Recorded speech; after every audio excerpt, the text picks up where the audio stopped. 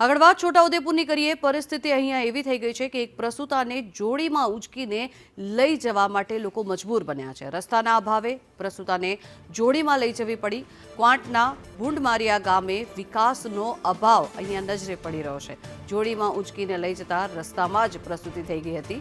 નસવાડીના સરિયા પાણી સુધી એમ્બ્યુલન્સ પણ પહોંચી શકી નથી અને તેના કારણે થઈને પ્રસૂતિ બાદ મહિલાને હોસ્પિટલ ખસેડવામાં આવી હતી।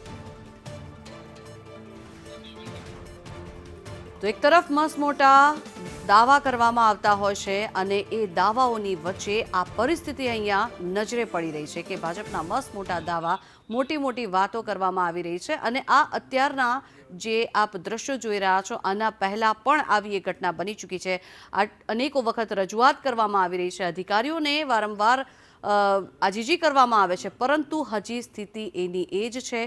પ્રસૂતિ નો દુખાવો ઉપડતા મહિલાને લઈ જવા પડ્યા હતા અને રસ્તામાં જ તેમની પ્રસૂતિ થઈ ગઈ હતી। ખૂબ જ ચિંતાજનક અને દુઃખજનક કહી શકાય તેવી આ બાબત છે। વધુ માહિતી મેળવીએ, સંવાદદાતા અમિત જોડાયા છે આપણી સાથે। અમિત, વારંવાર આ પ્રકારની પરિસ્થિતિ બનતી હોય છે, આપ લોકો રજૂઆત કરો છો, શું એમાં કોઈ ફેરફાર થયો છે કે કેમ?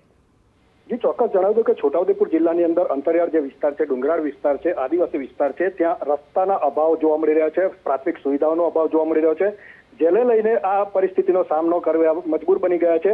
ત્યારે એક વાત કરવામાં આવે તો છોટાઉદેપુર જિલ્લાની અંદર જે અંતરિયાળ અને ડુંગરાળ વિસ્તારની અંદર રસ્તા નથી, આરોગ્યની સુવિધાઓ નથી, જેના કારણે જે ગામની મહિલાઓ છે તે પ્રસૂતિના સમયે તેઓને જોડીમાં ઉચકીને નાખીને લઈ જવાની ફરજ પડી રહી છે। વારંવાર આ રીતની ઘટનાઓ ઘટતી હોય છે।